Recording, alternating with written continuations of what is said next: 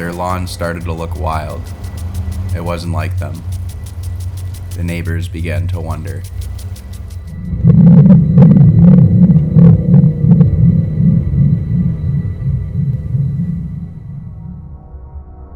The stream came from the mountain. It delivered fresh water to the lake. Sometimes it offered little treasures among the sediments. A rusted locket, a bloated stuffed animal. One morning, the stream delivered a finger. The current had eaten away at the nail polish, but the wedding band still remained. Not long after, the stream delivered a lake.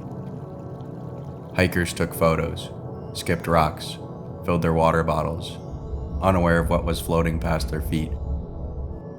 An eyeball bobbed on the water. The brown of Frank's iris still looked warm, trustworthy. Frank Winslow had always been stubborn. Plenty of signs urged him to turn them around that day, but he paid no attention. Diane woke him up that morning. They slept in. Their alarm didn't sound. Then their car wouldn't start. They settled on a rental. Its AC unit was faulty. They inched toward the park at a glacial pace, crammed in a sea of traffic. Nothing on Bonnie's tablet could calm her hysteria. Bonnie begged to bring sushi, her half-blind betta fish.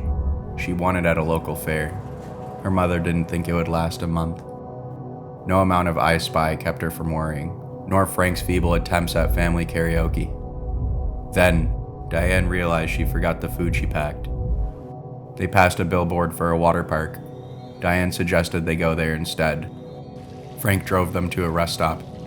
Bonnie found a toy platypus in her Happy Meal. She tried not to smile. Parking was full. The Winslows had to walk a mile to the campground. Bonnie muttered something about a water slide. It was Diane's perfume that attracted the bear. It had hints of lavender, jasmine, and tobacco. This was meant to be their last trip. Diane had all her bags packed. The papers were in order. Bonnie would be coming with her. She wore the perfume anyway. Abigail was the first to find a piece of the Winslows, and she was very proud of her discovery. She was 5 and was spending an afternoon on the beach with her mother. She'd been given a toy shovel to busy herself with. She collected sea glass, bottle caps, and pebbles that she had to stop herself from eating. But then something pricked her little toe. It was sharp to the touch, white as snow, mostly buried in sand. The strange object seemed content where it lay. When she was finally able to pull the jawbone from the sand, she was panting. The jawbone belonged to Bonnie. They looked about the same age. The girl didn't know what it was, but decided it was special and would be a prized possession among her findings. She marched over to her mother to flaunt her discovery. Mom smiled, ignoring the jawbone being waved in her face. She flipped through her magazine and said, "That's nice, honey." Claire was the next to find a piece of the Winslows. She'd been on an afternoon hike with her boyfriend when they found themselves looking down at a piece of Frank's leg.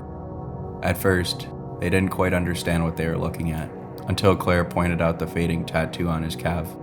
It was of a cardinal. Frank liked birds. Claire could have been one of Frank's students. There had been someone else. Diane knew. The girl's hairs clung to Frank's sweaters. Frank fought the hardest. The stench of the bear was awful.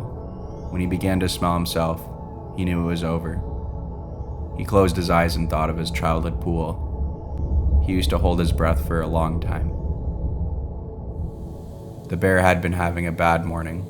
It hadn't caught any fish. When they found it, it was knee-deep in the stream, tearing open a log with its teeth. It didn't run when they raised their guns. It only flinched after the second shot. They found all sorts of things inside it. Berries, roots, soda cans. Bonnie was found in Frank's sweater. It got cold that night. Diane's book was damp but still legible. It was torn at the spine. Frank had urged her to read it for years. She'd finally come around.